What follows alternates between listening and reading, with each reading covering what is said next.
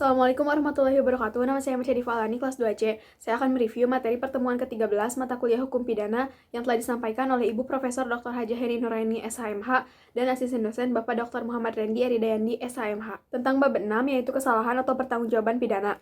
Kesalahan merupakan unsur subjektif dari tindak pidana. Nah, kesalahan adalah keseluruhan syarat yang memberi dasar untuk adanya pencelaan pribadi terhadap perbuatan pelaku tindak pidana. Dalam arti yuridis dibagi menjadi dua, yaitu kesengajaan atau dolus dan kealpaan atau culpa. Lalu pengertian kesengajaan. Dalam KUHP tidak ada definisi tentang kesengajaan, tetapi dalam MVT, kesengajaan diartikan dengan menghendaki dan mengetahui. Yang pertama, kesengajaan dengan maksud atau bertujuan. Yang kedua, kesengajaan dengan sadar kepastian atau keharusan. Lalu yang ketiga, kesengajaan dengan sadar kemungkinan bersyarat.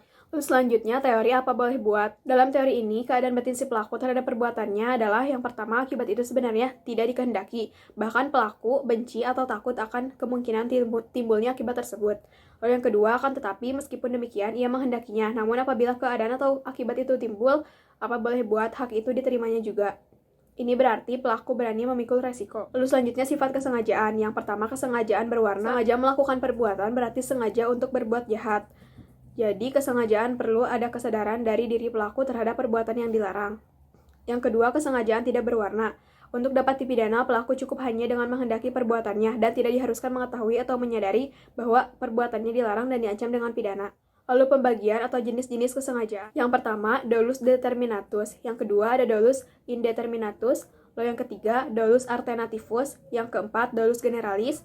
Yang kelima, Weber's dolus generalis. Yang keenam, dolus indirectus. Yang ketujuh, dolus premeditatus. Dan yang terakhir, dolus repentinus. Selanjutnya, kealpaan atau culpa. Kealpaan merupakan kebalikan dari kesengajaan atau dapat juga disebut kurang hati-hati, yang terdiri dari kealpaan disadari dan kealpaan tidak disadari. Selanjutnya, bentuk-bentuk kealpaan. Yang pertama ada culpa lata, yang kedua culpa levis, yang ketiga bewis teskul, dan yang keempat on bewis teskul. Selanjutnya, kemampuan bertanggung jawab, yaitu keadaan batin atau jiwa seseorang yang sehat dan normal ketika melakukan tindak pidana. Cara menentukan kemampuan bertanggung jawab, yang pertama sistem deskriptif, yang kedua sistem normatif, dan yang ketiga sistem deskriptif normatif. Selanjutnya, tidak mampu bertanggung jawab untuk sebagian, yaitu suatu keadaan tertentu dari pelaku yang disebabkan keadaan jiwa, sehingga untuk sebagian dinyatakan tidak mampu bertanggung jawab. Selanjutnya, tidak mampu bertanggung jawab untuk sebagian, yaitu suatu keadaan tertentu dari pelaku yang disebabkan keadaan jiwa, sehingga untuk sebagian dinyatakan tidak mampu bertanggung jawab. Yang terakhir, keadaan mabok. Di Indonesia adalah bukanlah kebiasaan masyarakat secara umum yang berbeda dengan di Eropa dan Amerika.